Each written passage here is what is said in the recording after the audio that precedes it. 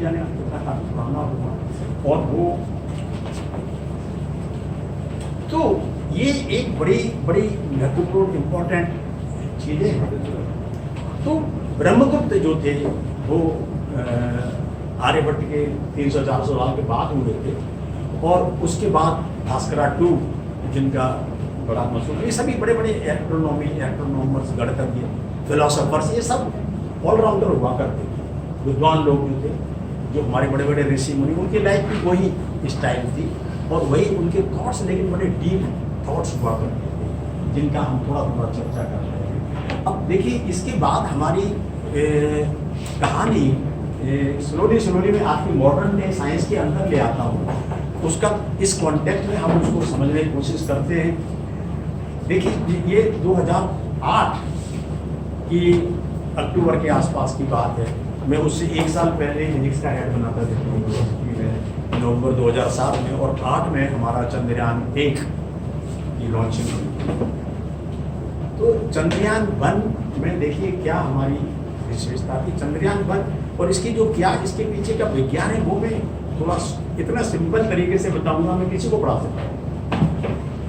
ये जो है हमारा, मैं I am a fan of David Hilbert, एक बहुत बड़े गणितज्ञ थे, जर्मन, आइंस्टाइन के कंटेम्पोरेरी थे, थोड़े सीनियर ही थे, मैथमेटिशियन पार एक्सीलेंस। वो कहते थे आप कोई भी कॉम्प्लिकेटेड गणित करिए, फिजिक्स करिए, मैथमेटिक्स करिए, कितनी भी डिफिकल्ट चीज करिए, but when you meet the first man on the street, you should be able to explain to him. ये नहीं है कभी यार ये रिक्शा चलाता है, इसको क्या फिजिक्स की बात करता हूँ, क्यों नहीं बता सकता? मैं बता सकता हूँ, अगर मैं उसको समझता हूँ तो समझा सकता हूँ। मैं खुद ही समझता नहीं तो उसको क्या समझाऊंगा? मैं तो क्या जरा रिक्शे वाले में क्या, उसको भी बुद्धि दी है, मजबूरी के कारण वो रिक्शा चलाता है। थोड़ी कंडीशंस अलग होती तो शायद मैं रिक्शा चलाता, वो बैठ के चलता। तो हमें इतनी क्षमता होनी चाहिए कि हम उसे समझा सकें। First man who to meet on the. देखिए, चंद्रयान 1 का हमारा लिमिटेड ऑब्जेक्टिव था, हम चंद्रमा की आसपास तक पहुंचना चाहते थे, उसको ऑर्बिट करना चाहते थे, उसके ऊपर अपनी प्रेजेंस फील करना चाहते थे। तो 14 नवंबर 2009 को हमने करीब 100 किलोमीटर की ऊंचाई पर हमारा वो चंद्रयान 1 घूम रहा था। वहाँ से हमने एक मून इम्पैक्ट प्रोब को छोड़ा और वो आके चंद्रमा की सतह पर गिरा। ये बात है 14 नवंबर 2009। और उसका परिणाम क्या हुआ? हमने उसमें वहाँ वाटर मॉलिक्यूल्स की डिस्कवरी की।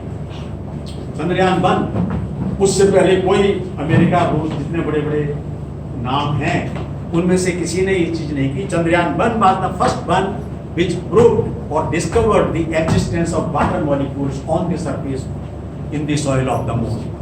ये हमारे चंद्रयान 1 ने किया। चंद्रयान 2 हमारा गया है 2019 में। चंद्रयान 2 राइट 2019 में। तो करीब 11 साल बाद चंद्रयान 2 गया है। चंद्रयान 2 का ऑब्जेक्टिव हमारा काफी वही ऑब्जेक्टिव एम था जो हमारे चंद्रयान 3 का होने वाला था, कि हम वहां जाएंगे, उसके इर्द गिर्द घूमेंगे और उसके बाद उस पर डिसेंड करेंगे। तो जो हमारा अभी चंद्रयान 3 की बात में करूंगा, उससे पहले चंद्रयान 2 में मतलब एक विक्रम लैंडर नाम का उस पर चंद्रमा के ऊपर लैंड करेगा। उसके अंदर एक प्रज्ञान रोवर रखा होगा, वो उसमें से निकल के जाएगा, सरफेस के ऊपर चलेगा, चंद्रमा की सरफेस पर चलेगा। अनफॉर्चुनेटली ये नहीं हो सका, और वो जब वहां से चंद्रमा के आसपास घूम रहा था, ऑर्बिट कर रहा था चंद्रमा के आसपास, तो उसमें से जब वो हमने उसको चंद्रमा पर उतरने के लिए, डिसेंट होने के लिए छोड़ा, तो उसका हमारे कंट्रोल रूम से कनेक्शन खत्म हो गया। देखिए, इंसान फिर भी इंसान है, कितने काम, इतनी हमने वो उसमें कामयाबी, सफलता हासिल की। मैं इसको भी सफलता ही मानता हूँ। विज्ञान में असफल कुछ नहीं होता। कितने डिग्री, कितने परसेंटेज तक सफलता आपने हासिल की, कितनी सफल आप रहे। अरे 100% नहीं रहे तो कोई बात नहीं, 80% रहे। और इसलिए हमारा उससे संपर्क छूट गया विक्रम लैंडर से, और उसके अंदर प्रज्ञान था, रोवर था, तो हम उसको नहीं कर सके। तो चंद्रयान 3 में ये हमारी प्रायोरिटी थी कि हम विक्रम लैंडर को उतारेंगे, सॉफ्ट लैंडिंग करेंगे, soft landing on the moon, और विक्रम लैंडर के अंदर हमारा एक प्रज्ञान जो विस्डम, बुद्धि को प्रज्ञा माने बुद्धि विस्डम, वो उसके अंदर रखा हुआ होगा, वो उसके अंदर से रोल करके बाहर आएगा, चंद्रमा की सरफेस पर चलेगा। बल्कि चंद्रयान 3 एक्चुअली में उससे भी थोड़ा ज़्यादा सक्सेसफुल हो गया, क्योंकि ये कई लोगों ने नोटिस नहीं कर पाया।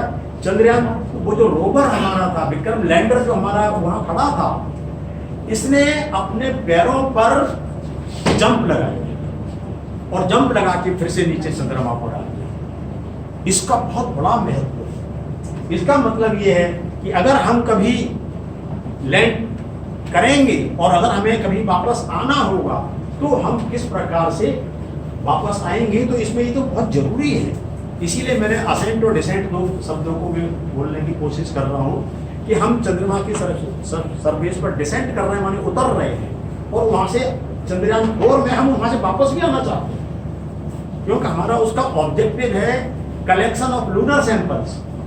हम लूनर सैंपल चंद्रमा की धरती से कुछ भी बटोरेंगे, धूल मिट्टी कण जो कुछ वहाँ पर हमको मिलेगा उसको हम इकट्ठा करेंगे और इसके अंदर फिर लाके वापस रखें। तो इसमें अब देखिए थोड़े कॉन्सेप्ट कितने इन्वॉल्व हैं। सबसे पहला हमारा जो भारत की स्पेस यात्रा शुरू होती है, जैसा कि मैंने सजेस्ट किया था सोनी कुमारी जी को, कि अंतरिक्ष में भारत की उड़ान, India voyage into the space, ये हमारा एक मेन थीम है। एंड टर्निंग, टाइटल बहुत लंबा हो रहा था लेकिन मैं इसको चाहता था कि टर्निंग फॉक्टेल्स इनटू रियलिटी, जो किंवदंतियां हैं उनको हम हकीकत में बदलने के लिए ये प्रयास हम कर रहे हैं। मोदी जी ने उस दिन यही बोला था जब हम लैंड करके, मैं वहाँ स्टूडियो के अंदर ही था, तो मोदी जी ने कहा, हम अभी तक जानते हैं, बच्चों से कहते हैं चंदा मामा दूर की, लेकिन अब हम उनसे कहेंगे चंदा मामा सिर्फ एक टूर की। देखिए जब प्रधानमंत्री ये कहता है, इसका मतलब हमारे जैसा वैज्ञानिक हम सोचेंगे, हमारे साइंटिस्ट, टेक्नीशियंस, टेक्नोलॉजिस्ट, इंजीनियर्स, इनको थोड़ा मनी अवेलेबल होगा, फंडिंग भी देंगे, नहीं तो पहुंचेंगे कैसे टूर करने? टूर करने के लिए थोड़ा पैसे चाहिए हैं। आपको जहाँ कहीं जाना है तो आप बिना फंडिंग के कैसे जाएंगे? तो टिकट खरीदेंगे, जाएंगे, कहीं रुकेंगे, कुछ खाएंगे फिर तभी तो लौट के भी आएंगे अपना काम वाम करके। तो इसको जो है चंदा मामा सिर्फ एक दूर के नहीं रहे, सिर्फ एक टूर के हो गए। ये एक बहुत बड़ा हमारे किंवदंतियों में आता है। वो जब कृष्ण छोटे थे तो वो जसोदा भैया को परेशान हर बच्चा करता है, वो भी करते थे, तो वो उनको कह मैं चंदा लूंगा, तो उन्होंने थाली में पानी भर के रख दिया। अब चंदा का रिफ्लेक्शन दिखाई दे रहा है, वो देखिए चंदा है, तो वो कहते अच्छा तुम हमें बेवकूफ बना रही हो, ये चंदा कैसे? उन्होंने हाथ मारा तो चंदा नहीं था, पानी हिल गया, अब उसकी इमेज नहीं दिख रही चंदा की। तो वो उससे कहते हैं लाहू माँ तुम्हें चंदा ले हूँ, मैं मुझे तो चंदा चाहिए, भूख लागी तब चंदा ही खाए, जब मुझे भूख लगेगी तो चंदा ही खाऊंगा। अब जसोदा जी कैच में आ गई है ना, वो तो सोचती थी तो बच्चा है, मैं इसको मूर्ख बना दूंगी, उनके देख बेटा ये रहा चंदा, ये रहा। अब वो कहते हैं हाथ मार दिया उसको पानी, अब थाली अब तो चंद्रमा दिख नहीं रहा, वो कह रहे हैं नहीं चंद्रमा नहीं है, अब मुझे चंदा दो, लाओ माँ तुम्हें चंदा है। ये जो कवि वगैरह जो बड़े बड़े कवि, ये भी बड़े पहुँच होती है इनकी, ऐसा नहीं है। हर आदमी अपने काम को सबसे महत्वपूर्ण समझता है, बुराई नहीं है उसमें, समझना चाहिए, नहीं तो कुछ करोगे नहीं आगे। तो लेकिन ये सोचते हैं, तो ये जिसने कवि ने जो लाइनें लिखी हैं उसको बड़े विज्ञान छिपा हुआ है। आपने हाथ मारा, चंदा गायब हो गया। तो इन किंवदंतियों को हकीकत में हम कैसे बदलेंगे, ये हम लोग करने की कोशिश कर रहे हैं। चंद्रयान 1 में हम गए, चंद्रयान 1, 2, 3, 4 की सीरीज में जाने से पहले एक साधारण सी बात है जो मैं बताना चाहूँगा। मुझे बड़ी खुशी होती है अगर मैं चीज़ों को एलिमेंट्री लेवल पर समझाने की कोशिश, अगर लोगों को समझ में आए तो मुझे बड़ा अच्छा लगता है। अच्छा देखो, हम धरती से चलते हैं, लिफ्ट करते हैं, सब हर एक कोई देखता है, सतीश धवन है श्रीहरिकोटा से वो हमारा लॉन्च हुआ, सबसे पहले तो हम ये भेजा करते थे, क्या बोलते हैं इनको, सैटेलाइट्स हैं। तो ये आर्टिफिशियल सैटेलाइट, चंद्रमा भी एक सैटेलाइट है, वो नेचुरल सैटेलाइट है, भगवान का बनाया हुआ है, वो हमारी धरती के चारों ओर घूमता रहता है।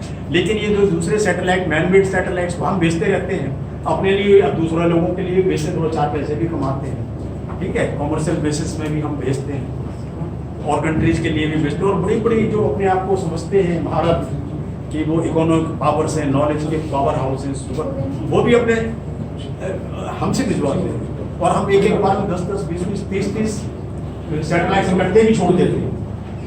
तो पहली स्टेज है कि धरती से हम लिफ्ट करके कैसे आगे बढ़े।